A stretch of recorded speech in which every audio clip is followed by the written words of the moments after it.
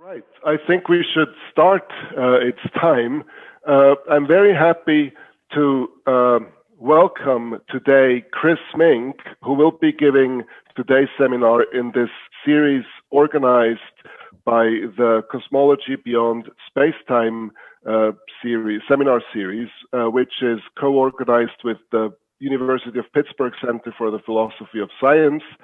And Chris Smeenk is Associate Professor at Philosophy at Western University in London, Ontario, and the Director of the Rotman Institute of Philosophy there. I'm very happy to have him. He will be presenting today the work he did together with Adam Kobyrinski named Decoupling from the Initial State.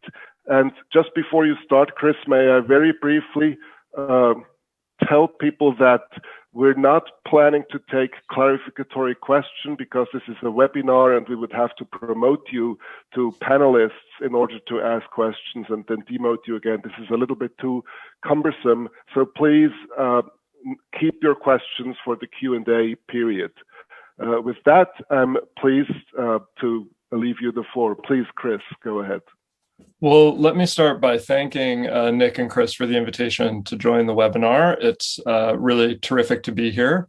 I would have enjoyed also visiting Pittsburgh. It would have been great to have a chance to come back, but this is the next best thing. So, and as Chris indicated, I'm looking forward to the discussion, but given the format, I'm not going to be trying to monitor the Q&A during the talk. I just don't feel comfortable handling that. So please keep your questions, and I look forward to the discussion after the talk. And I should also mention that this is based on work in progress with Adam Kobyrinski, and I've also benefited a lot from discussions with Robert Brandenberger, but neither of them should be held responsible for any errors in what I'm about to say. So, wait, now okay, so there's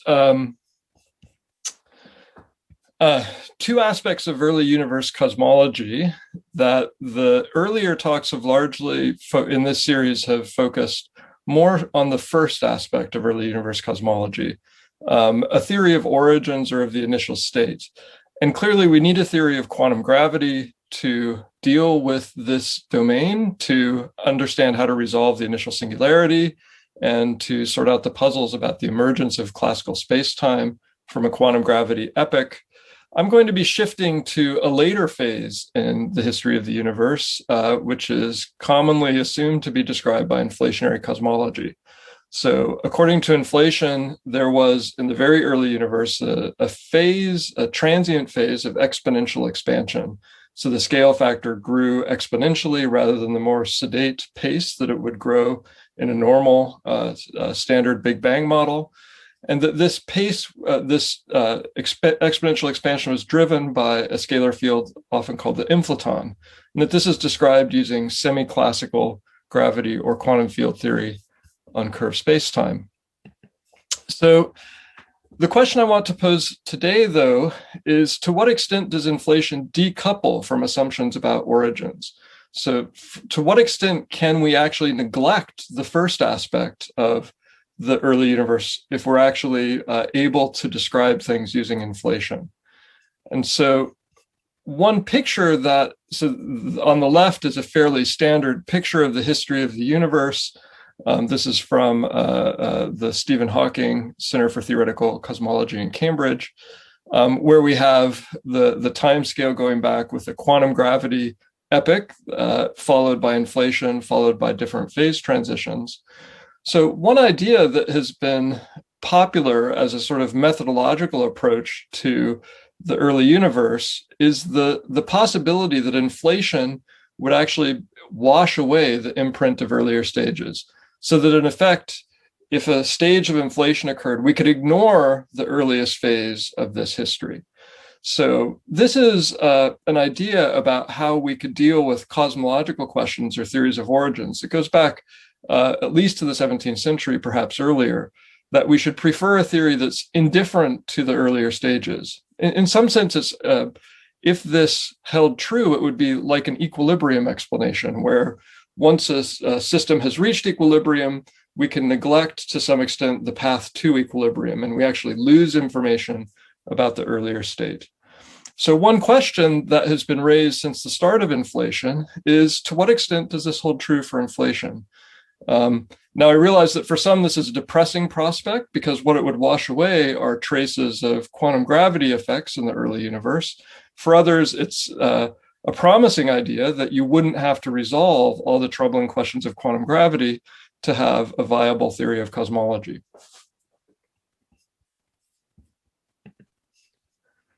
And just to give you a sense of the current state of the field, or at least my partial perspective, inflation has been around for 40 years now. It was first proposed in the 1980s.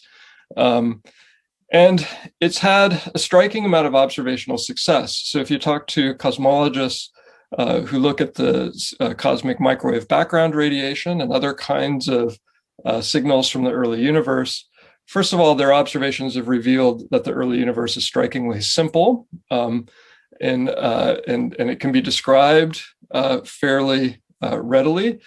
It seems that they've been able to rule out competing ideas. So the observations they've made have been able to actually tell us a lot about the early universe in the sense of ruling out competing ideas. And throughout this 40-year process, inflation has still remained compatible with all the observations we currently have. So on this side, inflation has been a striking success. But on the other side, on the other hand, one thing that's striking, listening to, say, conferences on early universe cosmology or reviewing the literature, is that alongside this success, there's also a host of foundational questions that are still more or less open. Now, this isn't unheard of. There's a lot of areas of science where progress can be made without settling foundational questions. But what's striking about the case of inflation, at least to my mind, is that some of these foundational questions seem really quite central to understanding inflation and how it relates to observations. So one of them is just, what is this inflaton field, or possibly fields, that's driving this phase of exponential expansion? A second, which I'm not going to focus on today, but which is a focus of a lot of debate recently, is whether inflation is generically eternal. So does it lead to a multiverse type structure? And if so, what would be the appropriate measure to use in making predictions in that kind of case? And a different kind of foundational question that I think is really intriguing for foundations of physics is, how do the fluctuations of the inflaton field transition from vacuum fluctuations in a quantum field to classical density perturbations? So there's a host of foundational questions that I think the community still has some level of disagreement about, even as inflation has made this enormous progress observationally. So I'm going to adopt a kind of historical perspective on thinking about the nature of this observational success, and one that is really motivated by looking at other cases in history of physics. And this is based on the idea that I think in physics, we require and expect more of our theories than fitting the data. And so the theories that we have a great deal of confidence in do more than just fit the body of data. They give us an understanding of the idealizations and assumptions used in constructing the models that we use that fit the data, such that discrepancies with observations can be used to discover further details about the phenomena. And so that the theories, because they have this because we have this level of control over them, can form the basis for ongoing inquiry, that we can use the theories to discover more about the domain of phenomena that we are interested in. And I think it's theories that have this structure that can successfully respond to the threat of underdetermination. So I think you can argue, if you have a theory that allows you to make discoveries in this sense and supports ongoing inquiry in this sense, you can then reply to worries that there might be another theory equally compatible with the data.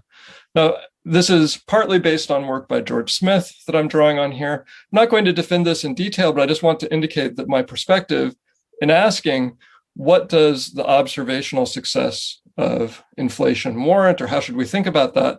This is the kind of framework in which I formulate that question. And then coming to inflation, I think the obstacles to seeing inflation as founding ongoing inquiry in this sense are related to exactly the question that I raised before, whether it's indifferent to the earlier state. So the obstacles to seeing inflation as supporting ongoing inquiry in the sense that I've described are that it does seem sensitive to UV physics, and there are specific ways in which it doesn't decouple from the physics of the earlier universe. And finally, inflation, despite its ongoing success in matching observations, still has an unclear connection to fundamental physics. So that's really the set of issues I'm going to focus on in today's talk.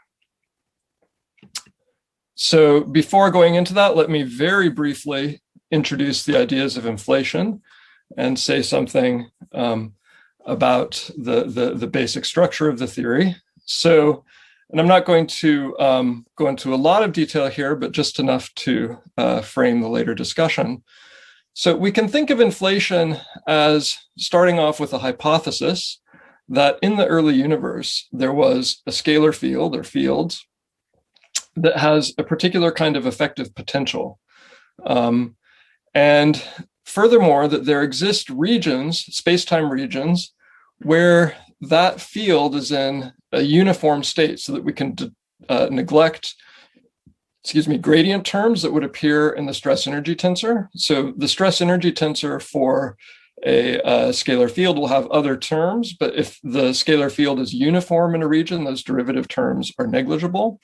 And so if the scalar field satisfies those kinds of constraints, then its effective stress energy tensor will just look like the, and if it's displaced from the true vacua, then it will just be the vacuum energy associated with the false vacuum times the metric. And that's an effective cosmological constant term. And so if these conditions are satisfied, and this is something we'll come back to later in the talk, the idea is that this field in its false vacuum state would then dominate the expansion. And this leads to a quasi-de Sitter phase. So it dominates the expansion just because if it's an effective cosmological constant term, it doesn't dilute with expansion like other forms of matter and energy would. And so it would come to dominate the matter and energy content of that region that is now inflating. And the idea is that, eventually the other forms of matter and energy will dilute away, and then you approach the solution, which would correspond to just a cosmological constant term, which is a de Sitter space. So there are results. So the reason I have a question mark there for the consequences is that, as we'll see, there are results which fill in specific details of this hypothesis in order to assess what are the constraints required for this kind of domination of the dynamics to occur. So this is something that you have to be more precise in the statements in order to have a clear theorem, but this is the physical intuition behind how inflation would come to dominate if the scalar field has the appropriate properties in some region. And sometimes more loosely, inflation is just defined as an inflationary phase where the scale factor is just has the second derivative of the scale factor is positive. So that's again a phase of accelerating expansion. So this is a looser definition because it doesn't require that you exactly approach a quasi-de Sitter solution as I've described it, but just a phase of accelerated expansion. And so that's then the hypothesis that you would have a phase of accelerated expansion in the early universe, typically assumed to be driven by a scalar field in a false vacuum state. But again, this is a much more general idea. So you could have other physical sources driving that phase of expansion. And the most important consequence of that phase of expansion, this was recognized by Mukhanov before the development of what we think of as the inflationary model due to Guth, is that this gives rise to an account of how initial fluctuations in the vacuum field will physically evolve through this expansionary phase. And I'm going to do this this will be a hand-waving discussion, but this is the essential picture that has emerged of what happens during this inflationary phase. And the important point is that if you imagine a fluctuation mode of the initial scalar field, there's a contrast between how the Hubble radius evolves during an inflationary phase and how that mode grows during the inflationary phase. And this is illustrated in the diagrams on the left. So during an inflationary phase, the Hubble length or the Hubble radius is almost constant. So there'll be a slight slope, but it's almost constant during this phase. And what you have, by contrast, for the evolution of one of the modes of the scalar field is that it will be growing during inflation. And then the growth of the mode will slow after inflation ends, whereas the Hubble length will go from being a constant to then growing. And so what you have is 2 points, which are indicated by the dots in the diagram. The first is where a mode exits, goes through the Hubble radius and becomes super Hubble, and then it re-enters and it becomes sub-Hubble. And the equations that they're called the Mukhanov-Sasaki equation, describe the evolution of these modes, and those two regimes correspond to different types of behavior. So we have adiabatic evolution for the modes that are below the Hubble radius, sub-Hubble modes, and they're overdamped for super Hubble modes. And so the horizon exit reentry then leads to these modes freezing out as they exit the horizon and then coming back in as the source of classical density perturbations. And this physical picture of the evolution of the modes of the inflaton field during an inflationary phase then leads to a specific set of predictions that depend on the details of the effective potential, which will determine exactly how this inflationary phase transpires. But it leads to predictions for the characteristics of those density perturbations in the post-inflationary state. Their spectrum, the ratio of the scalar to tensor perturbations, there's different types of perturbations that can be produced, and their amplitude, and so on. And so this physical idea is really the workhorse of inflation.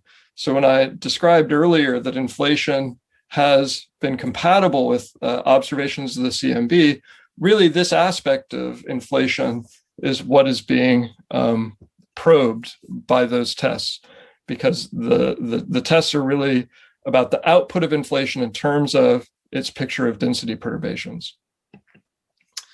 And again, this is something that deserves a lot more time to go through with care, but just very briefly, this is data from the Planck collaboration. So given that account of the formation of density perturbations through the inflationary phase, we first of all see that the general picture we get from inflation is compatible with what we in fact see in the angular power spectrum, which are the data represented on the top left. And then we can also ask for particular model types of inflation, what kind of constraints we can put based on those observations. And so in the bottom right, the two properties that are that characterize this parameter space are the primordial tilt that characterizes the so a tilt of 1 corresponds to an exactly scale invariant spectrum, and inflation predicts slightly less than 1 tilt, and that reflects the fact that the Hubble radius isn't exactly constant throughout the entire inflationary phase. And so that's one of these axes. The other axis is the tensor to scalar ratio that characterizes the amplitude of the scalar perturbations compared to gravitational wave perturbations. And so the CMB results are able to constrain these and other parameters of the inflationary models. And you can see from the way that Planck, the analysis is quite complicated because it's model dependent. So they have different classes of models that leads to all these different overlapping colors. But just as an illustration, we can see that in this region, this is called R-squared inflation. This is one of the original models of inflation proposed, or perhaps the original model of inflation proposed by Alexei Starobinsky, fits well within the confidence contours for the combined values of NS and R. So this then is the observational program related to inflation is really getting tighter parameter constraints on the space of models, given observations of the CMB and other phenomena in the early universe.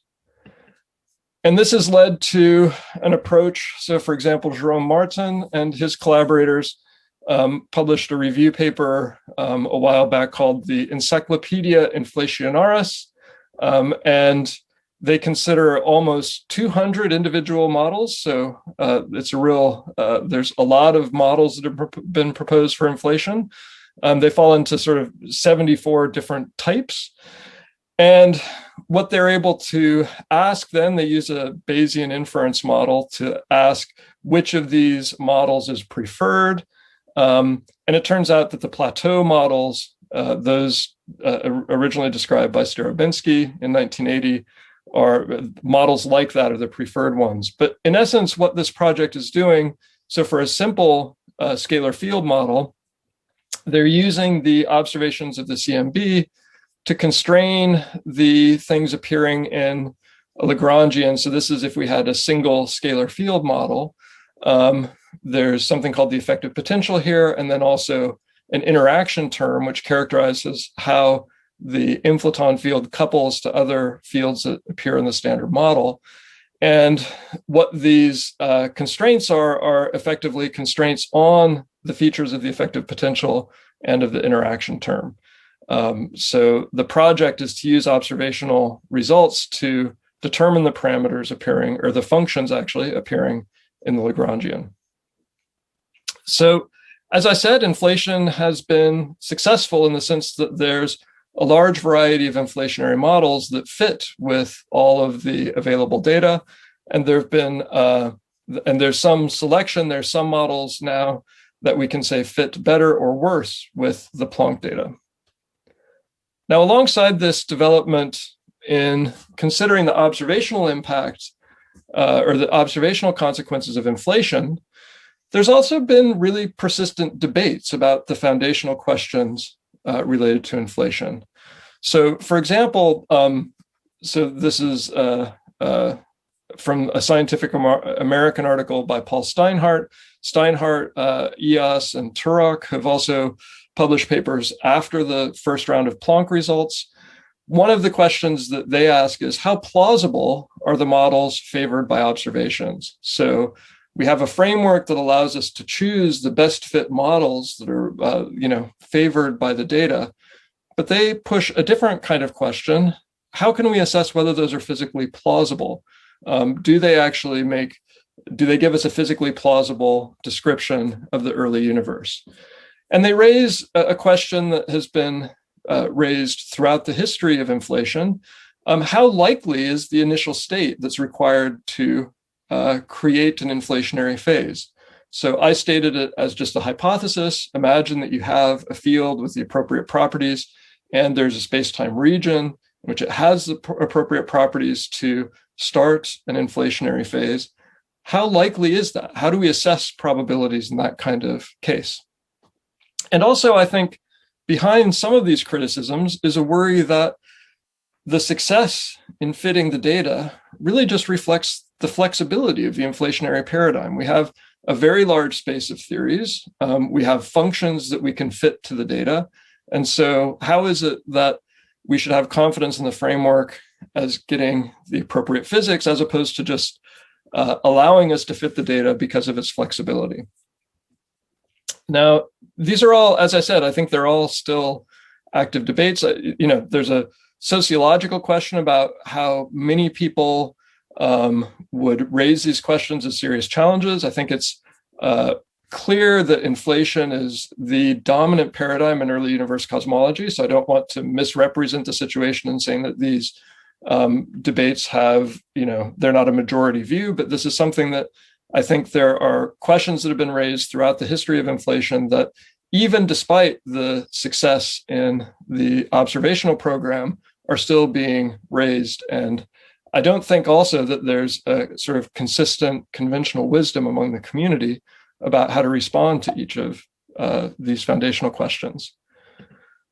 But what I want to focus on now in the remainder of the talk is a particular aspect of these debates, which is to ask, can we treat inflation as an effective field theory? And what are the limitations of doing so? So the kinds of calculations that I described in a very hand-wavy fashion earlier, such as that regarding the evolution of perturbations, are ultimately based on using quantum field theory in a curved spacetime.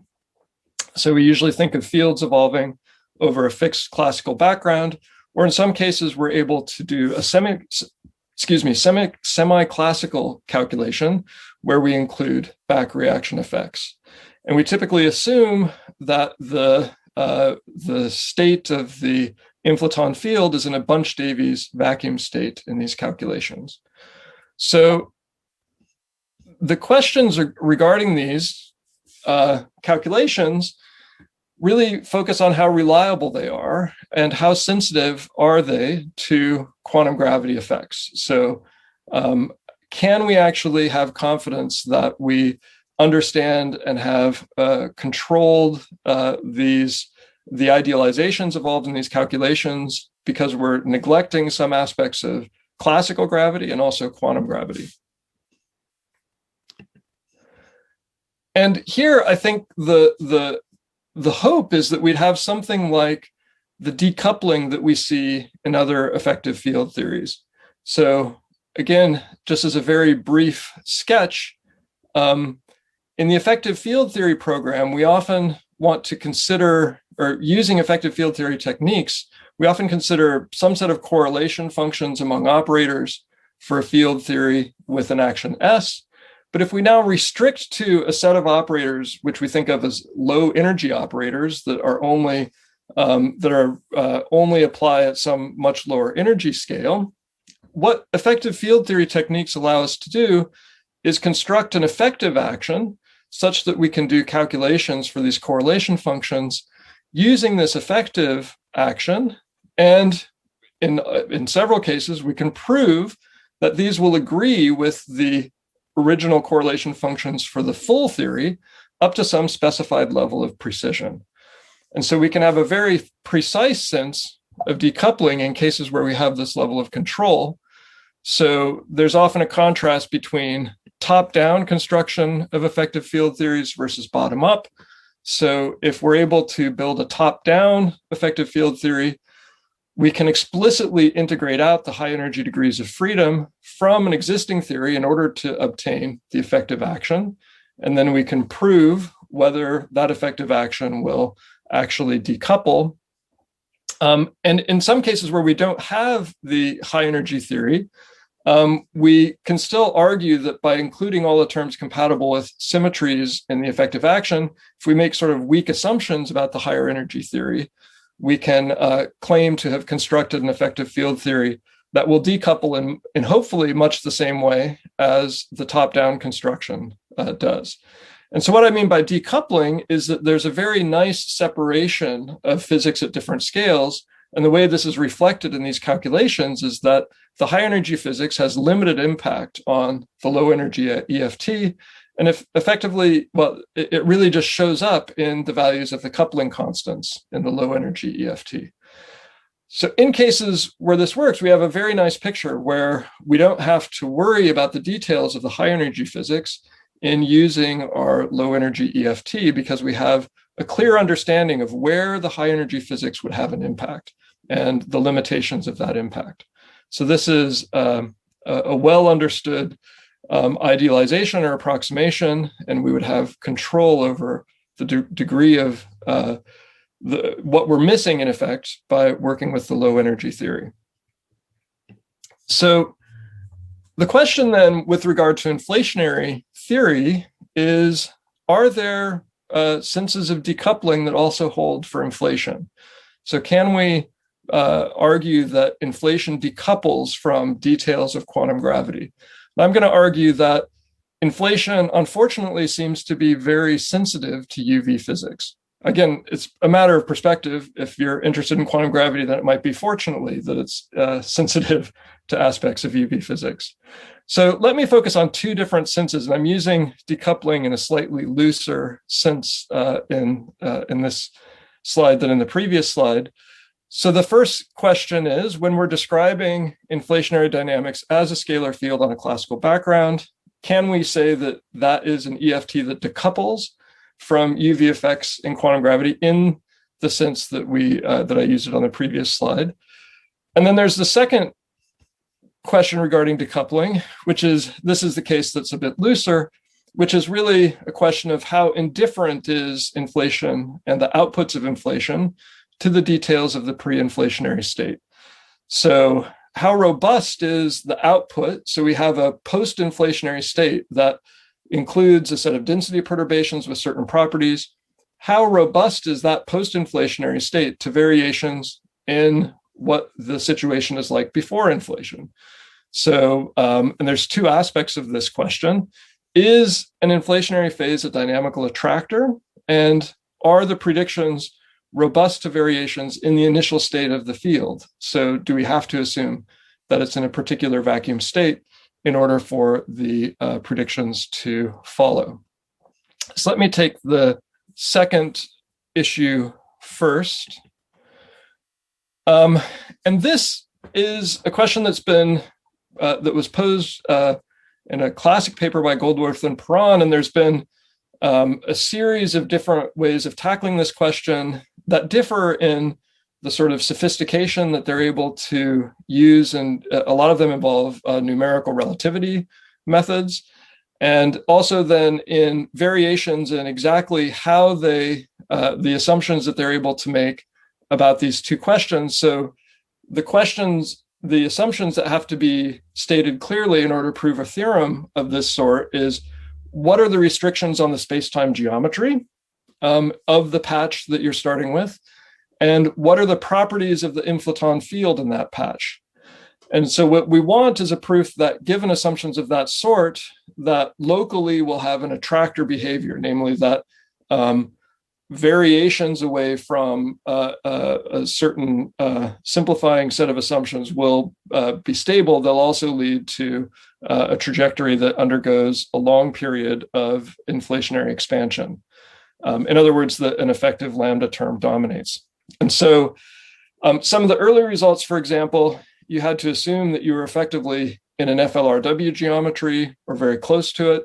And similarly, for the properties of the inflaton field, you might be able to construct a case where you have some inhomogeneities, some gradient terms, but you have to put a limit on those. So there are a lot of results. I think we still don't have, my impression is that we still don't have a completely general theorem of this kind showing that inflation is an attractor over all the range of cases we'd be interested in. And secondly, the verdicts vary for different types of models. And so this ends up being a very model-dependent question where, depending on the shape of the effective potential and how much, so what are called large field versus small field models, that characterizes how much the sort of variation in energy scale of the field over the course of inflation.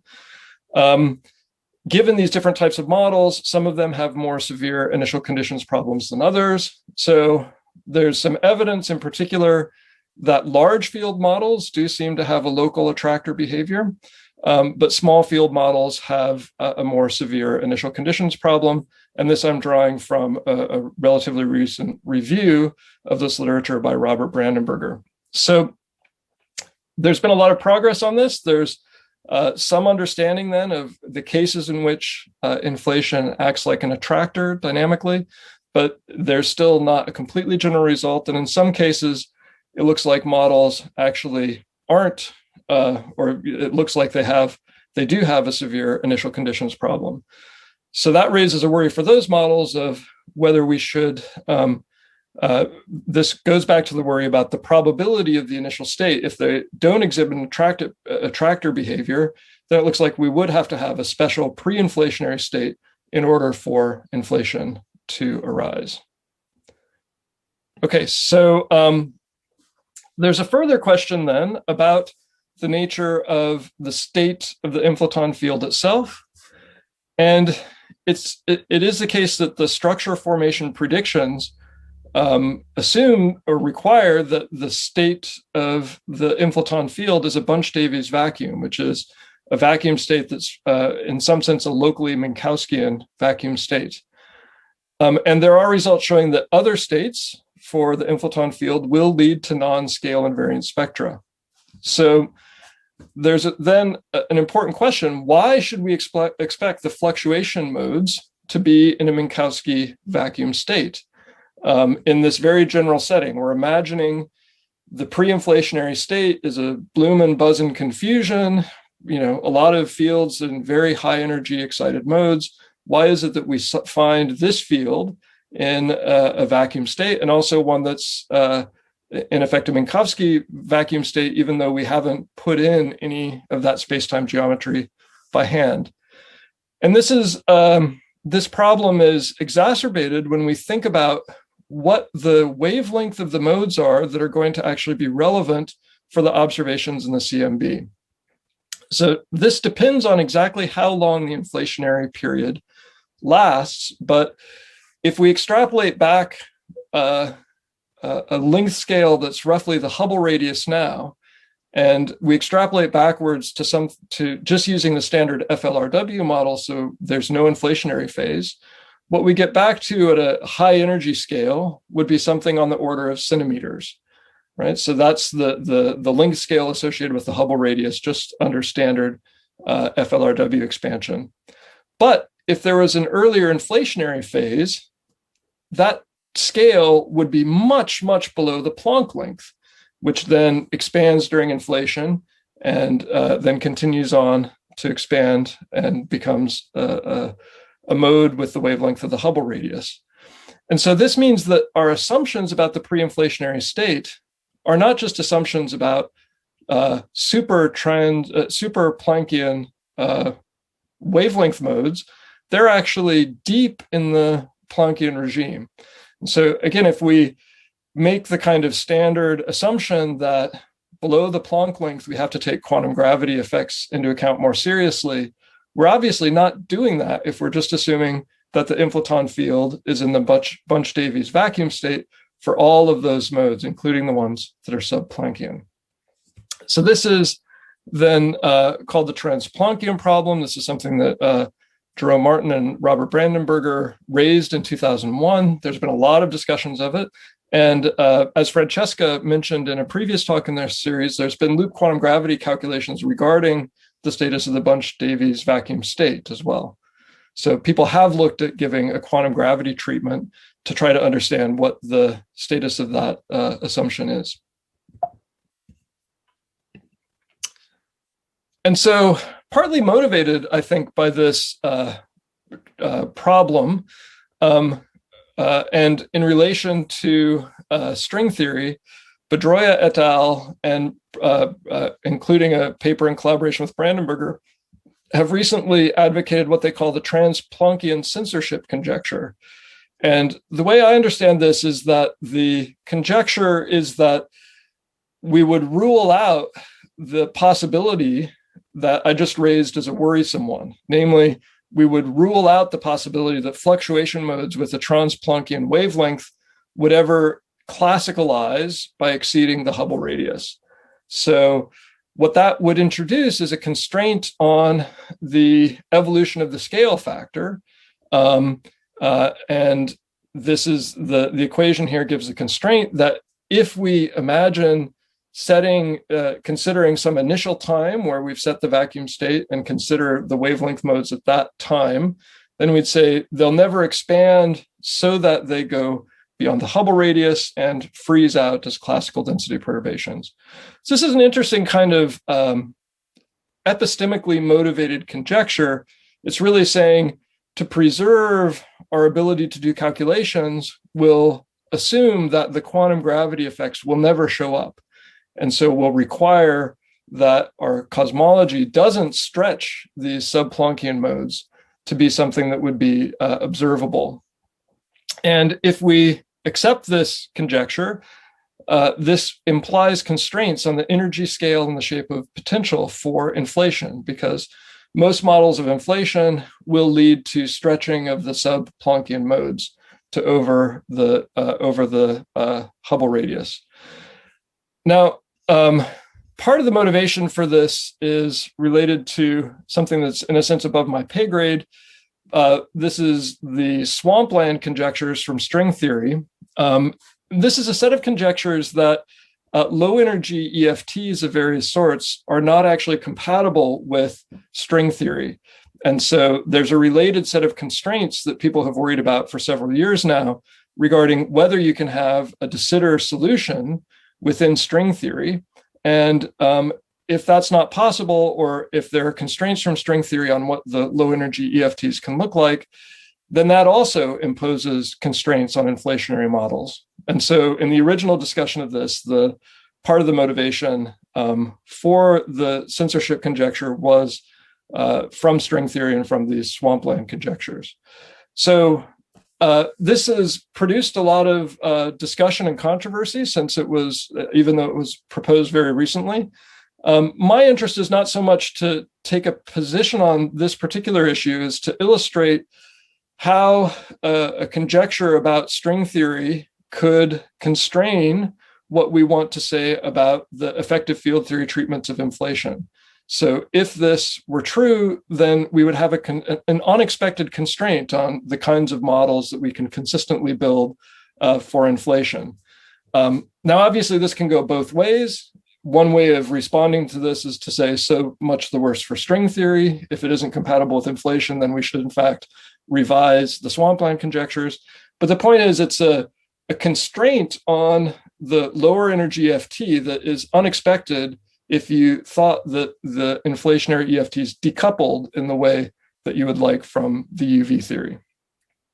Okay, so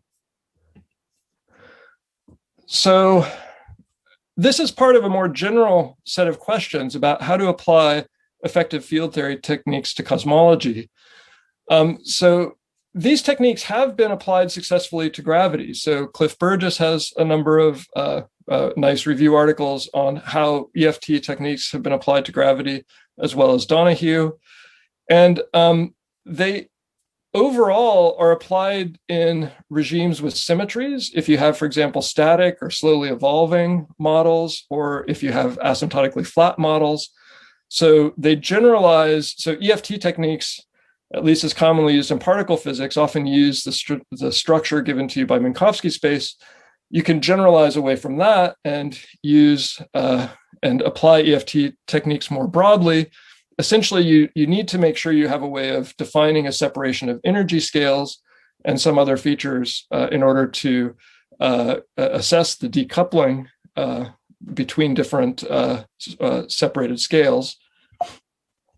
But in general, I think it's less clear that we actually have a good handle on applying EFT techniques, in particular in expanding models and models that lack the symmetries that we have that have been employed in existing constructions.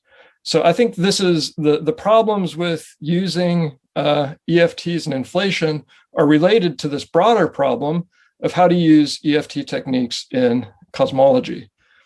And let me just indicate one thing that I take as a reason for worry about applying EFT techniques in cosmology. I'm just going to mention this and not go into detail, but Frank Wilczek in 1983, in one of the very first workshops on early universe cosmology, where a lot of the ideas about inflation were actually developed. Oh, sorry. I don't know if you can see that, but I just got to... I'm not sure if you're seeing my screen, but okay, sorry, I just had a software interrupted me briefly. So Wilczek said in this conference, it is surely an act of cosmic chutzpah to use this dismal theoretical failure in understanding vacuum energy and the cosmological constant as a base for erecting theoretical superstructures. But of course, this is exactly what is done in current inflationary models. And that is exactly what is still done in current inflationary models. And despite a lot of work in the last 40 years, I think it's still safe to say that the cosmological constant problem is not one that we have a clear understanding of. This is something that's drawn the attention of some philosophers recently, trying to understand the nature of the problem.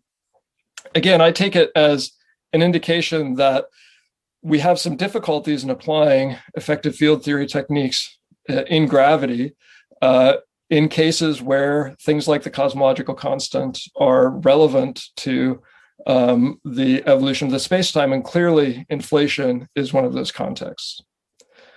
Okay, so I realize this was fairly brief, but let me wrap up just by highlighting a few of the points that I've tried to argue for, and then I'm looking forward to the discussion.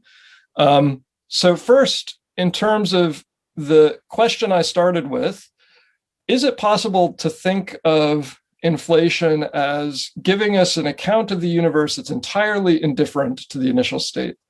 Again, I think for some theorists, this is seen as a good thing, that you could resolve the problems of cosmology without actually having to solve all of the mysteries of quantum gravity. But I think it's clear that we can't forget about the early state, at least given what we currently understand about inflation. Inflation is sensitive in various ways to assumptions about the earlier state, and we don't seem to have a full understanding of the dynamics and how it relates to fundamental physics. And I think that in some ways, this is actually an appealing prospect. We can see the possibility for further insights into quantum gravity based on how quantum gravity relates to inflation. And in some sense, this isn't a surprising conclusion. We can think of inflation as, rather than being the full story of the early universe, it then ends up looking more like Big Bang nucleosynthesis, an interesting dynamical part of the evolution of the universe, which does require some earlier assumptions. And if it's true, then has dynamical implications that we can check through observations. So rather than being something that washes away completely the earlier state, it's just another phase of the dynamical evolution of the universe, which we can then try our best to evaluate. And the second point is that I think inflation is something that's been fascinating to me for many years now, partly because there are these interesting, persistent foundational debates. And what I've focused on here is the challenges in connecting inflation with fundamental physics and clarifying the domains of applicability of EFTs, and in particular, how we can use EFT techniques in thinking about gravity. And so I think this is not something I've pursued in this talk, but I also think that understanding how inflation deals with these foundational challenges also needed to assess inflation by contrast with a variety of other early universe scenarios. So one thing that's happened within the last 20 years, there are now a variety of other scenarios of what could have transpired in the early universe that connect with theories of quantum gravity in very different ways than inflation. And although they certainly have not captured as much interest and attention as inflation, I think in order to make the case that inflation is better or worse than them, I think these issues really need to be sorted out. So with that, I will conclude and look forward to your discussion and comments. So thank you.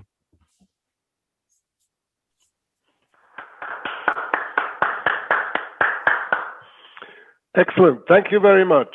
Okay. I see we have already 3 people who have raised their hands. And as Nick and Shaheen has said in the chat previously, the way we're going to do this is a little bit different from the way we did it so far. So please don't write your name in the Q&A section, but instead use the raise hand function.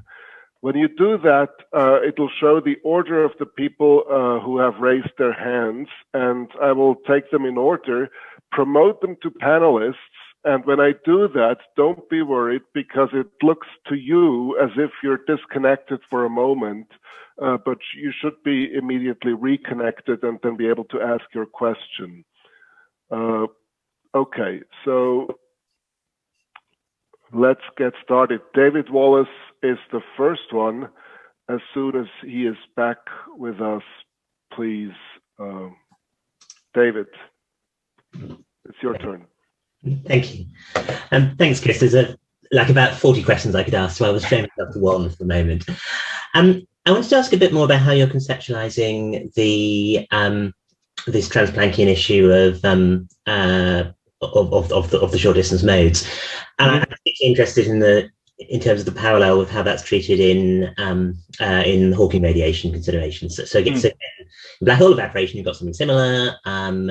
The dynamical origin of radiation is that I'm redshifting, I'm exponentially redshifting modes very close to the black hole horizon. And then that's turning up as thermal radiation.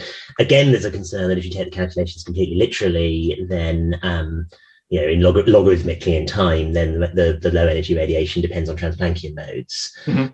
Now, in that case, I mean, two things that seem to come out of the literature on this is, one of them is you don't want to be taking the theory literally at the sub-Planckian scale, just effective field theory. That's not a domain where field theory is trustworthy. Yeah. What you've got more is this is an aspect of effective field theory we don't normally see in the Minkowskian domain, because we basically have to keep repopulating the bluest modes in the vicinity of the horizon, and we need a rule for how to do that. Yeah.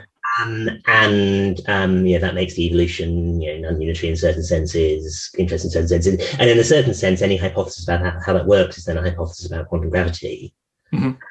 So I suppose the comment is, I wonder if think of it in terms of we need to make substantive assumptions about the state is maybe not quite the right way to put it. We're making substantive assumptions about the way in which we couple to unknown physics in some sort of more generalized way. Yeah, that seems exactly right. So the probably a better way of putting the question is, what do you think is the state of the modes as they cross the Planck length? So as you say, how do you characterize the modes as they cross some limit of domain of applicability of your effective field theory? And as you say, the same kind of questions arise. You have, in some sense, a failure of unitarity because you have new modes coming in. And there's actually a parallel between some of the responses to the Transplunkian problem in the case of cosmology, in the case of black hole physics, which is that Unruh and others looked at modified dispersion relations as a way of trying to assess, give us a very specific change to the state, see what the impact is, are the results robust under that? And so there's similar arguments in the inflationary literature. So I think there's actually a very close parallel. But I think the part of the question is, in the case, I don't know how to assess this in the black hole case because I just haven't thought about it as much. How then do you assess the plausibility of those assumptions about the coupling of the modes or the quantum gravity effects that might be relevant for those modes as they cross the Planck length? And I think that's maybe there's been more of a debate about that in the cosmology case, or more disagreement about what's reasonable. So I mean, the question I wanted to ask was, I mean, in the black hole case, one of the I think strongest, but also most commonly seen arguments you see as to why the conjectures, the necessary Hawking supporting conjectures appropriate there, is that it's a condition for the local validity of the equivalence principle. In other words, if the freely falling observer crossing the horizon is going to see something that looks locally like the vacuum, then you need something like these sort of assumptions in place. This is the Jacobson runs this kind of argument. So bypass considerations of what was going on in the indefinite Transplunkian past. Ask yourself what in the present would have to be true about how we repopulate modes to preserve the equivalence principle for those observers. And then you can think about that as I mean, in the spirit of what you're saying, as an infrared constraint on what the ultraviolet physics looks like, but a direct one. And I'm wondering if there's any, I can't think how it would be done, but I'm much less familiar with the physics here. Is there an analogous kind of equivalence principle validity constraint that we can think about here? That's interesting. I haven't thought of that, and I'll have to think about it a little bit before getting back to you. I mean, I think the shift in perspective is certainly interesting, but I don't know, there's no immediate analog of the infalling observer that comes to mind that. Yeah, I mean, the nearest I can think of is going to be something like, the black hole exterior space-time has quite a lot in common with the kind of the de Sitter wedge, where we just have a triangle on the right-hand side of the Sitter space. And the falling observer has quite a lot in common with just the inertial observer at some finite distance from the arbitrary origin who crosses the de Sitter horizon in finite time. Right. And then the kind of Transplunkian concerns about Hawking radiation are going to translate over to Transplunkian concerns about Gibbons Hawking. I mean, get the de Sitter version of Hawking radiation. I forget what it's called. Right. Now I've exhausted what I could think of on the framework there, because again, conversely, I don't know the cosmological framework well enough to have a sense of how that maps over to the inflation issues. No, that's interesting. So I'll have to pursue that and get back to you. I don't have anything I think helpful to say right off the top of my head, but thanks for the talk. Thanks. Thank you very much. Mike Schneider is next. Please, Mike. Hi, Chris.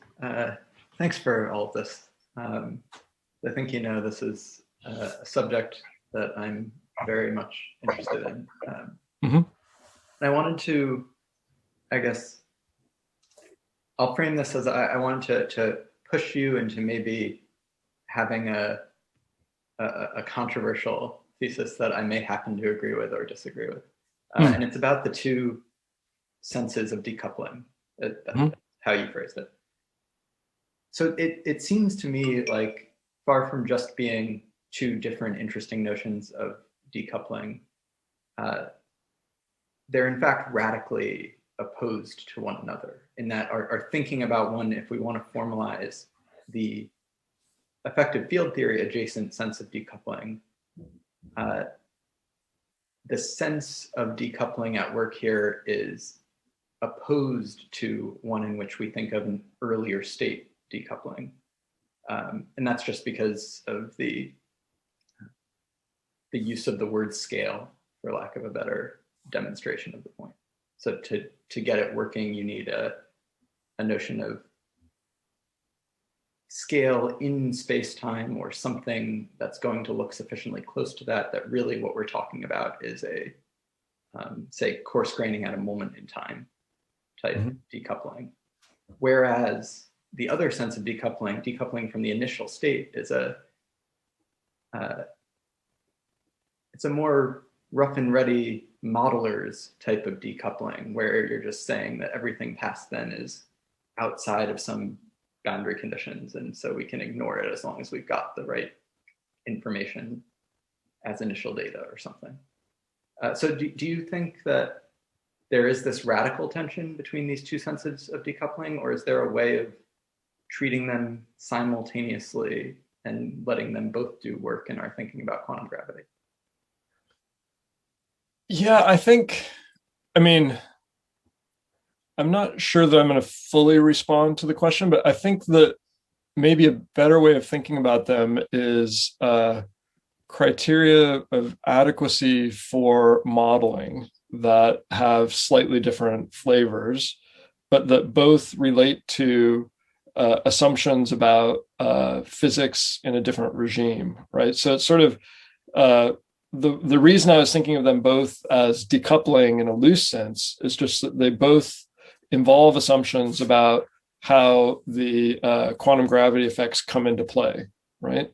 And they both are questions of to what extent can you ignore the sorts of quantum gravity effects?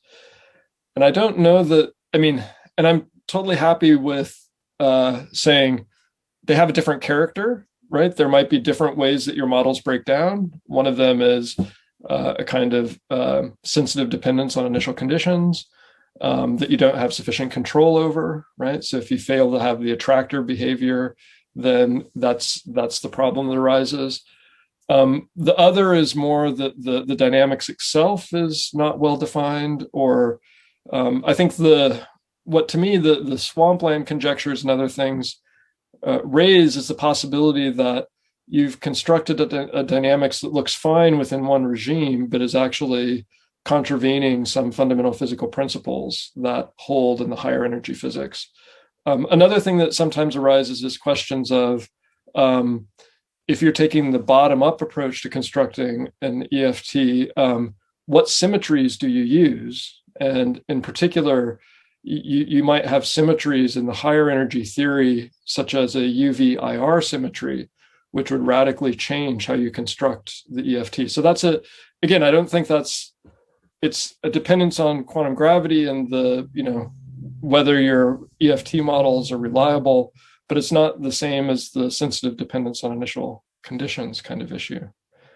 So again, I'm not sure that I've quite got the thrust of the question, so feel free to redirect if there's. Yeah, so I guess,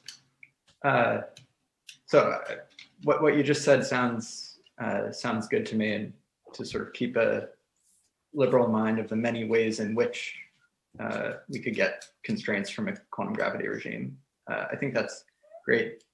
I guess the force of my question, or the place that I am getting worried about, is whether I'm allowed to think that simultaneously there could be both of these kinds of constraints, or if a particular quantum gravity approach is going to favor one over the other, and vice versa, or so on. Okay.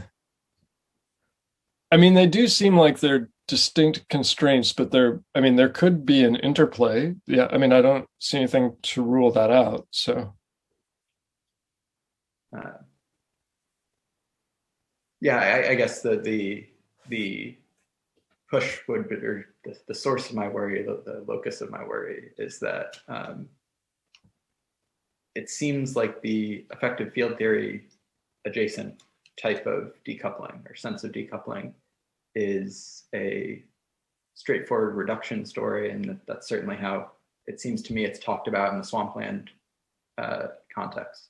Mm-hmm. Whereas the more traditional, the dating back to 1700s line of decoupling is, it's not a reduction story. It's a sort of fact of the matter, causation in the, causation in time, sense of cause type of decoupling.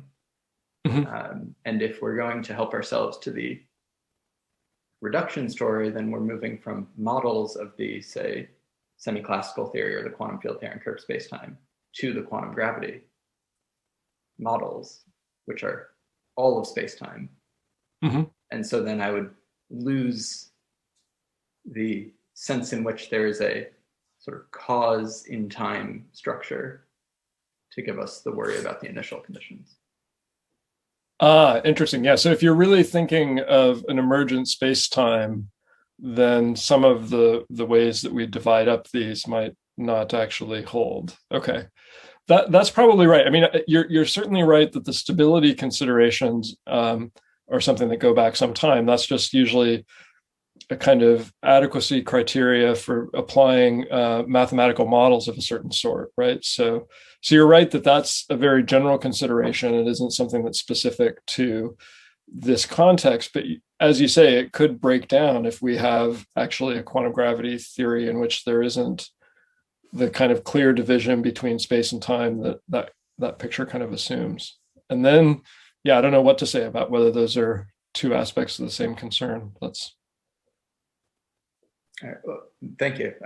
As I said, I enjoyed this entire talk. Thanks. Thank you very much. The next question comes from Arno Keppens, please. Can you hear me well? Yes. Okay, thanks for your talk, Chris. I have a question that is somewhat more on the conceptual framework and that touches on the emergence that was mentioned by Mike. So your discussion on decoupling during or on inflation reminds of thermodynamics theories where you have during a phase transition, for example, a dependence on the constituent properties in the thermodynamical system, or where the phase transition, as inflation could be considered, depends on the state variables, which in this case could be a metric, I don't know. Have you considered, have you deliberately not used this kind of terminology or framework, or have you worked in this direction? I haven't used that framework for thinking. I mean, in some sense, inflation is usually thought of as a phase transition. So in that sense, it's sort of in the background. It's just not something I emphasized. I'm not clear. So is there a thought that this way of thinking would also help to understand the questions about the reliability of effective field theory techniques by looking at how those are used in modeling phase transitions, or something like this? Have you considered this line of thought in your work, or this approaches where people look at dependence on constituents within phase transitions, something like this? Not really in detail. So, I mean, I'd be interested if you have some references to send me about the this might be a promising new line to pursue.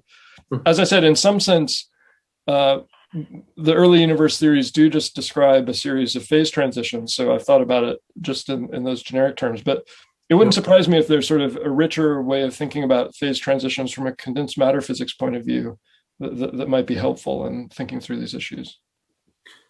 I think typically analog gravity approaches come to mind, have also considered Big Bang scenarios. So something in this direction could or might give indications towards your work as well. I don't have a specific paper in mind, but you could have a look there. Okay, so I didn't know. So analog gravity people have been trying to simulate aspects of early universe phase transitions. I wasn't aware of that. I knew they were trying to do things like Hawking radiation. At least, expanding space and then with backwards extrapolations. Well, thank you. That's interesting. Thank you too, Chris. Bye. Thank you very much. The next question comes from Siddharth Muthu Krishnan, please. Hi, thanks. So this is not a field that I know much about, so I just wanted to get to understand the lay of the land a little bit more. So just first let me see if I understand the dialectic correctly. So there's the inflationary cosmological model that's meant to explain things like the horizon, the flatness problem, and the homogeneity problem, and all of that. And it works in that way, but then it has this kind of initial condition thing that you need, and your argument is that you can't quite get that initial condition using the kind of standard effective field theory arguments that we use. Is that a fair summary, I think? Well, that's part of it. I mean, I think the overall question is, to what extent do we understand the limits of applicability of the effective field theory models that we're using in inflation? And so part of that is related to the initial conditions problem. And then part of it's also just related to, is there a clear way of understanding how the inflationary models relate to fundamental physics? Okay, I see. So that's just two separate questions. One is, how does it even relate to fundamental physics? And the second is, how do you get the initial condition? Okay, great. And I take it just to make sure I understand the lay of the land. The kind of sort of string theoretic approaches haven't been very successful in telling us how they might possibly relate to fundamental physics. Well, this is something that I sort of left out at the end when I mentioned that there were alternative scenarios for early universe cosmology. And so there are a number of scenarios that people have pursued that are more motivated by string theory. And it's been, again, this is a very contentious area that some string theorists believe that there's a fundamental problem with having a de Sitter space as a solution within string theory. And so that raises problems with both inflation and accounting for dark energy. Other string theorists don't have that view. And so this is above my pay grade. I'm not going to try to assess those arguments, but there have been other alternatives to inflation that are more directly string theory motivated. And so I mentioned that Steinhardt is one of the people who's been very critical of inflation. He's also advocated an alternative called the ekpyrotic universe. And then there are some other alternatives. Robert Brandenburger has some really nice reviews where he has discussions of string gas cosmology and other alternatives that have been developed. So there are very different accounts of the early universe. One thing that is striking to me about them is that, and this is related to for example, if you think of this in terms of Ricard David's no alternatives argument, one way of thinking about what an early universe theory should do is that it should tie together a bunch of properties like flatness, the horizon problem, and the density perturbations. And one of the things that's striking about these alternative theories is that most of them focus completely on getting the density perturbations, because that's the thing that has been the most fruitful contact with observations. And so they don't look like alternatives to inflation in the sense that they don't do exactly the same things as inflation. What they do is they redefine what an empirically successful account of the early universe should do. And it's really just, they should have an account of the CMB observations. And that's the focus. Okay, great. Yeah, I think you addressed part of the question that I was going to ask at the end, which was, I had heard about these Steinhardt-Kurok style models, and I had heard that they don't sort of have, at least according to some of their partisans, that they don't have this kind of initial condition problem that inflation has. So I was curious whether, that solves these conceptual problems more. But if I understand you correctly, it's still not even clear whether it's empirically successful, right? Yeah, so the initial, the sort of likelihood or probability problems that are raised by Turok and Steinhardt and others, those are really tricky because there's kind of two different aspects of the probability questions. One is they take, and again, this is a somewhat contentious issue. I think probably the majority of people working in inflation would agree with this. So Guth and a number of other people say that inflation is generically eternal, and then that leads to a multiverse structure. And then there's a question about how to talk about probabilities in that structure. So there's a different question, which is, what is the probability that there was a region that had the right properties to inflate? And there's a different way of trying to assess that question. And one of the arguments that given, so they criticize the multiverse picture, but they also argue that inflation is unlikely given that assessment of the probability assigned to different pre-inflationary states.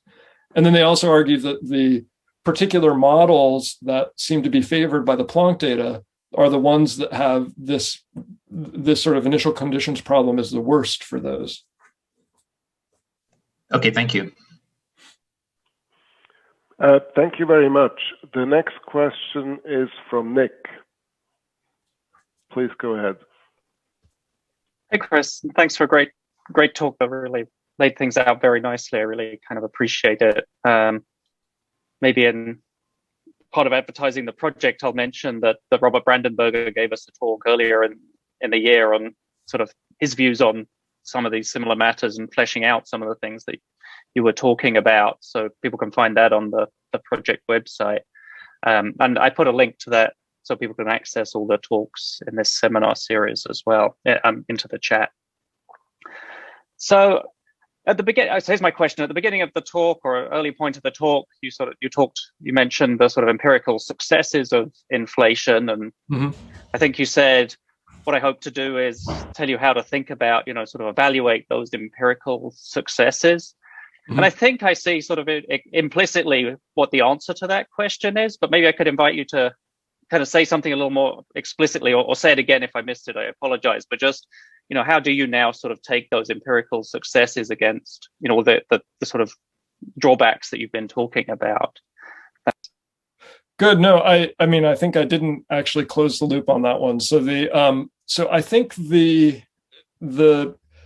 kind of, so let me be frank, there's a historical picture that I have of really successful theories in physics, that there's a certain type of progress where you have a good understanding of the physical assumptions going into a model. And so that when you discover that there are discrepancies between what you expect and what you observe, that allows you to reflect back on those physical assumptions and either refine the model by adding in further details or change it if one of the principles that you've built the model based upon is really challenged or fundamentally problematic. And so that in the historical cases other historical cases that I've looked at, I think that's been essential. That doing the detailed work, and this is something that takes centuries typically, is really where the best evidence for the theory comes in, right? So we shouldn't look at the year when a theory is introduced and asked what the evidence is. That's the persuasive evidence that will inspire scientists to work on it, which is important,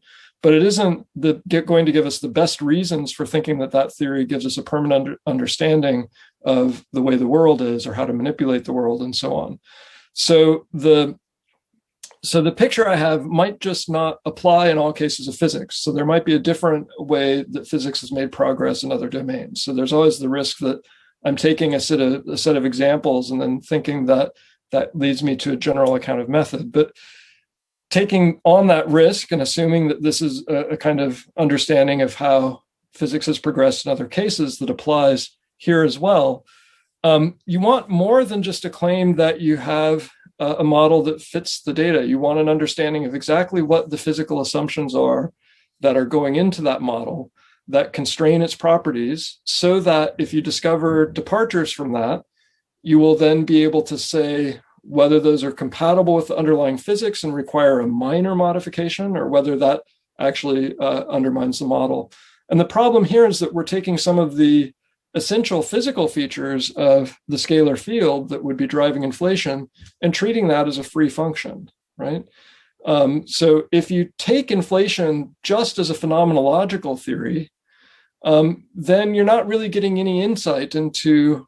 So you are taking a risk. You're saying these features of the early universe have to be traced to a stage of inflationary expansion, and that has some content. But if you just treat it as a framework that allows you to determine the properties of the inflaton field, and there are no further physical constraints on that inflaton field, there's really sort of nowhere for the process of ongoing inquiry to go. And so the other worry that I'm addressing here is just, do we understand the limitations of the models just as effective field theories well enough to also assess, do we have an understanding of the sort of dynamics of this regime that's relatively insulated from dynamics at higher energy scales, which we know that we don't fully understand. And so there's a kind of preemption threat that if you don't understand that relationship, then the understanding that you've developed of the dynamics in this regime, even though it successfully matches the observations, might be overridden by dynamics at a higher energy scale. And so part of I've argued this in more detail elsewhere, but the way the field is developed, it's hard to see how the merely phenomenological model building aspect of inflation can really be the start of an ongoing inquiry where you then learn more and more about that regime. Now, there's one response to this, which is just to say, look, that's all you're ever going to learn, right? Like, one response is to, so I think partly historically in the early 80s, people thought they were going to discover the specific field that drove inflation and nail down its properties, and then maybe they could also find it at CERN, right? So there was an initial hope that there would be actually a very definite model of inflation that would support inquiry in the sense I'm describing it. And maybe that's just naive or too optimistic. And maybe all we'll be able to discover is that there's a class of different ideas or different models that would have in common that they produce an inflationary stage. And certainly that's a discovery. The discovery that an inflationary stage is compatible with all the data we have is an important discovery. But maybe that's all that we can discover. So I'm not sure if I quite addressed your question, but you can see then why I'm interested in the question of the EFTs that we're using. How reliable are those? How well do we understand their domains of applicability? Because I see that as essential in thinking of this as the start of a line of inquiry. Okay, thanks. Yeah, no, that's great. I mean, I nearly asked the question in the form of, could you relate it back to the things that you referenced from George Smith and so on at the beginning? And I take it that's really what your answer is addressing there. Yeah. Actually, that's enormously helpful. I really appreciate that. Thank you. Thanks. All right, thank you. David Wallace has another question. Please, David. Thank you. This is actually in relation to something quite early in the talk, where you were talking about the kind of workhorse for these inflationary results being QFT and curved spacetime, or else semi-classical gravity, where you're coupling the the metric to the expected value of the stress energy tensor. Mm-hmm. And I'm wondering if that can quite be correct as an account of the physics. I mean, my concern is that what we're seeing here, what we're looking for here, that the data is showing is the structure formation. Mm-hmm. And structure formation, by its nature, is a coupling to fluctuation. Mm-hmm. And insofar as the matter distribution is responding to the expected value of the fields, it's just going to sit there because the expected value is spatially homogeneous. And I mean, I haven't looked at these calculations, but at least the ones I have looked at in Weinberg's book, for instance, seem to rather explicitly quantize the gravitational field, so that you actually have a coupling of the fluctuations in the quantum field to the metric. And so you've actually got a quantum state of the metric, not just a fully classical metric. I mean, admittedly, again, in the calculations I've seen, you're not quantizing gravitational degrees of freedom. It's all effectively Newtonian, but it still seems to be beyond just the semi-classical regime. I'm not sure why you think so.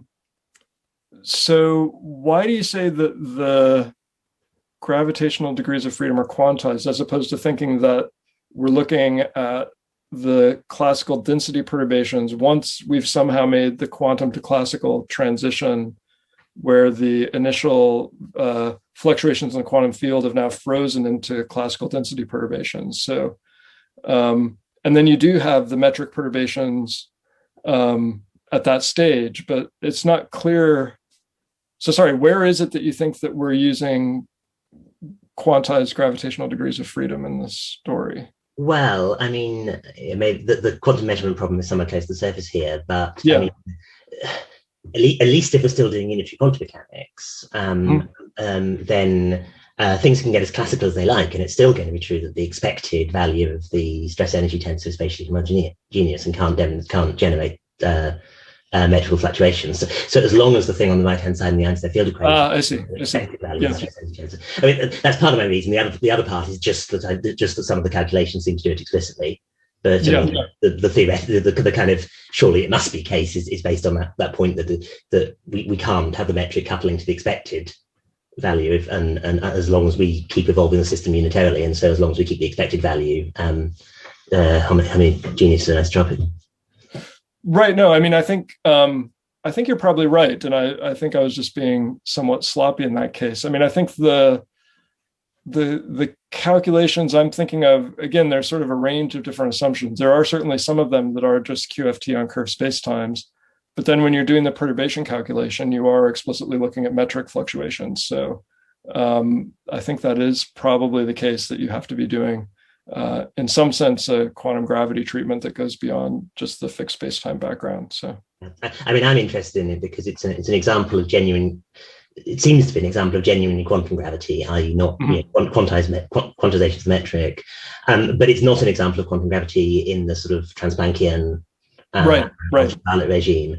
Right. And so it's my ulterior motive in answering the question is I'm really interested in how sensitively theories of that form are constrained by the data. And I mean, in some sense, reproducing the spectrum of the fluctuations is a test of a quantum theory of gravity, and not just a semi-classical theory. Right. I don't have much of a sense of how stringent a test it is. And obviously that's interesting. Yeah. And through the inflation degrees of freedom and fine-tuning issues as well. Good. No, and I think I agree with you that in some sense, this is all applied quantum gravity, right? Even though it's not usually thought of as quantum gravity proper, that there's, a different part of theorizing that we apply that label to. Whereas in fact, this is already quantum gravity. I think I agree with that. Thanks. Great. Excellent. Thank you very much. I actually have a question as well. So when we look at or realize that there's very likely going to be a very significant sensitivity for many models on the early state of the universe, you sounded several times as if there's like sort of two attitudes one can take with respect to that. Mm-hmm. One would be, this is great news. This is a really appealing prospect because we want every window into quantum gravity we can possibly get. And maybe there's something there that we can use and which could constrain our theories in quantum gravity. And I, as a person who works on the foundation of the philosophy of quantum gravity, that's very much something I can relate to. I'm a little bit less clear about the other attitude one can take. So the other attitude sounded like it's a problem, but for whom exactly is it a problem? I'm not entirely sure. It seems as if it might be a problem, of course, for applying effective field theory techniques to inflationary cosmology, and maybe that's just what it was supposed to be. But it doesn't seem to me to be a sort of a bigger problem for inflationary cosmology in general, right? It's really just a more restricted problem, a point you were making, or if it's a problem for anybody, then it's for the effective field theory techniques, right? Yeah, so I think it is. You can find in the literature various people who are advocating a point of view which is very close to what I called indifference, right? Which is, in effect, once we have inflation, we don't have to worry about really anything about the earlier state. You can just make very weak assumptions about what the initial state is going to be like, and inflation will work. And this is often tied to the multiverse picture as well, because then you get people saying, well, as long as inflation produces a multiverse, then, the variation in conditions in different bubbles in the multiverse will be so great that you don't actually really have to worry about the initial state at all. So it's partly a response to that line of argument that it does seem that inflation is more sensitive to higher energy scale physics and it isn't a problem in itself to be sensitive to higher energy scale physics. I mean, the Standard Model has both the Higgs mechanism, the hierarchy associated with the Higgs mass, and the cosmological constant problem. So it's not as if that means that we should throw away the theory, but inflation does seem to be more sensitive to UV scale physics than other cases where we've used effective field theory techniques. And sorry, my dog is barking in the background. I hope that's not distracting. But it's more for a particular approach to inflation. I think this undercuts that position. As I said, as I meant to say at the end, it's not really a problem for inflation in the sense that I think we can just shift to thinking of inflation as another possible dynamical phase in the early universe, which isn't replacing a theory of the initial state or of a theory of origins, but it's just a phase that there's some earlier state that had to have certain properties for this phase to take place. And this is, sometimes people talk about like the dominant channel, like it's a way to get from a wide range of initial states to something more like what we see. That doesn't mean that you entirely get rid of the theory of origins. It's just now what you need as an initial state is changed because of the intervening inflationary phase. All right. Okay. That's actually very helpful. You're quite right. I forgot about this attitude or view of indifference. That is, of course, affected as well. Yes. Okay. Great. Thank you very much. Mike has another question. Let me promote you.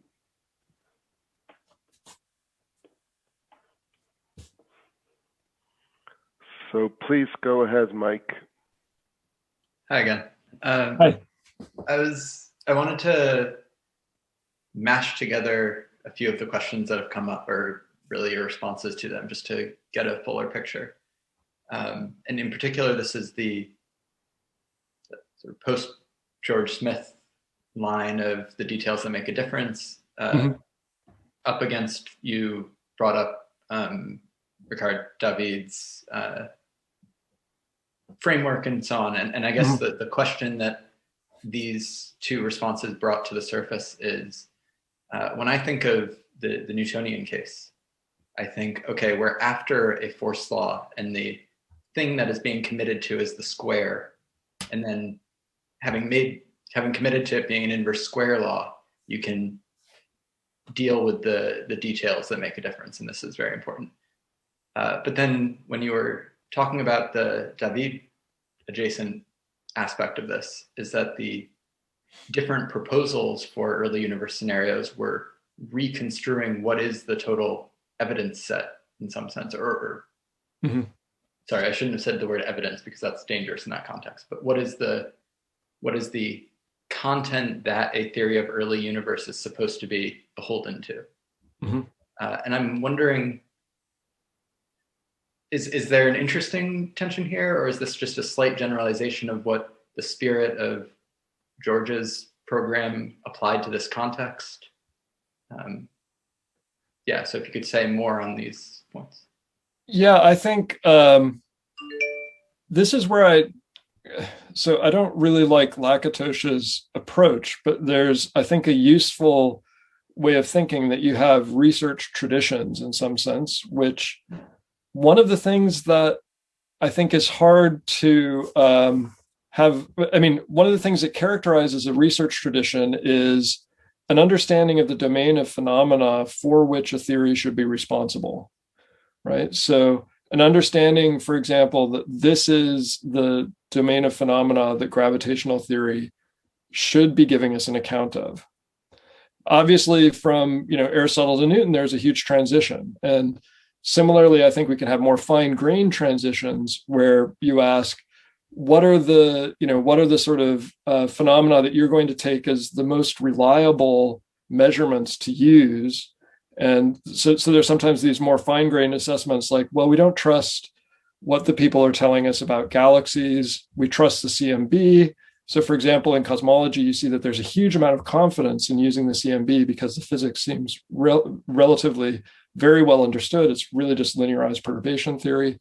And so I think when you look at a debate like Mond and dark matter, part of that debate is what domain of phenomena is the theory really responsible to?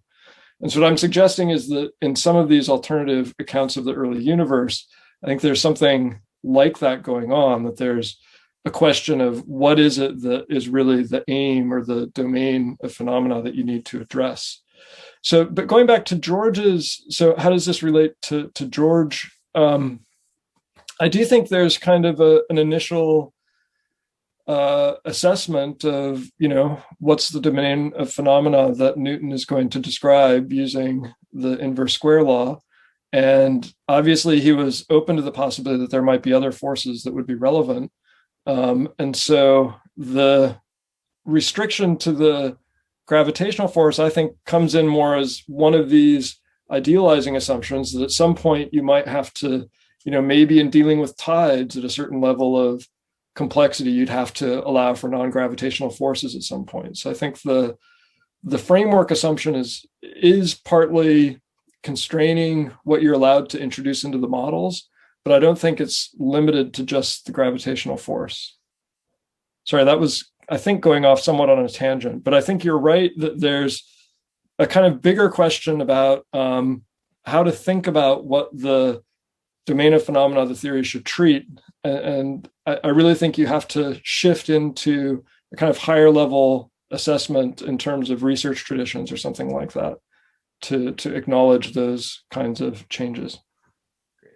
Thank you. Yeah. Thank you very much. Daniele Oriti has the last question. Please, Daniele. What a honor. Good to see you, Daniela. Hi, Chris. So there are a couple of comments, actually. One refers to Chris' question. For what I understand of the opposite camp, meaning those that are not pleased by a dependence of inflation on quantum gravity issues, I think that the problem is that, okay, on the one hand, it's practical because we do not have a unique theory or a consensual theory of quantum gravity. It's like, saying that in order to solve problems about inflation and cosmology, we have to load ourselves of a bunch of other problems that are at least equally difficult and unsettled, and that's in itself not pleasant. But in general, the degree of how much each one of us has to be pleased or not pleased about this dependence on quantum gravity has to do with the degree of universality of what quantum gravity has to say about the early universe. Because even for a quantum gravity theorist, it would be terrible if we had to say something about inflation, but the answer we give about questions in early universe cosmology depend on the fine details of of a specific model, or on a bunch of other assumptions, or if other quantum gravity model comes with 200 new parameters with no degree of universality in the predictions. The second comment is related to this, because somebody raised the analogy with, well, the connection with the analog gravity models. And in that context, you see exactly this type of issue. So a lot of people are pleased that we get sort of quantum field theory on curved space-time in some analog gravity system. But the reason why they're pleased is that this is a quite general way of describing the effective theory of phonons or quasi-particles in a fluid. If it was not the case, and the statement was that for some specific condensed matter system in some particular regime, for certain values of parameters, you could get something that looks like nice quantum field theory on a curved background, it will be terrible. Either it will be not useful, or it will actually just make everything more complicated. So I think that's one way to understand also the dependence between inflation and quantum gravity, for what I understand from your talk and other stuff. Thanks. That's very interesting. I mean, I think this suggests that so I mentioned that there's sort of one camp that in the early days of inflation thought that they're going to find a specific model, it's going to be an SU5 Higgs field that drives inflation. I think there is a camp that now just says there's just a whole class of different scalar fields that would all lead to inflation. And maybe it's this sort of the line of thought you were suggesting. It's kind of like universal behavior, that if you have scalar fields with a wide variety of properties, could we say that they'll all lead to an inflationary state, right? So it's sort of rather than thinking that you're going to discover the details of the specific scalar fields driving inflation, if you just make a much more generic claim, these sorts of fields seem to be allowed by physics at that energy scale insofar as we understand it. Here's the very weak constraints on what kinds of properties they'd have to have. And so then we just expect inflation to occur. So I think that is, for some inflationary cosmologists, I think that's part of their reasoning, that it just seems like, they're not as interested in the further question of which field is it, or which, it's more, is there a plausible model, and perhaps there's a whole lot of them. And partly then my question about whether this is the start of a new line of inquiry might seem naive. It might seem the line of inquiry you want to pursue is exactly the thing that you were saying condensed matter theorists want to avoid, right? In a sense, what I'm saying is that either the same thing happens concerning this dependence on quantum gravity, that we find that there are some very general features that characterize this dependence and do not really, refer to specific details of quantum gravity scenarios. Or we be basically like 20 years ago back in the story of inflation, in which we had to hope that there is some unique theory of quantum gravity, and until we get it, then we cannot say anything about cosmology. Yeah, thank you. Excellent. Thank you very much. Please join me in thanking Chris once again.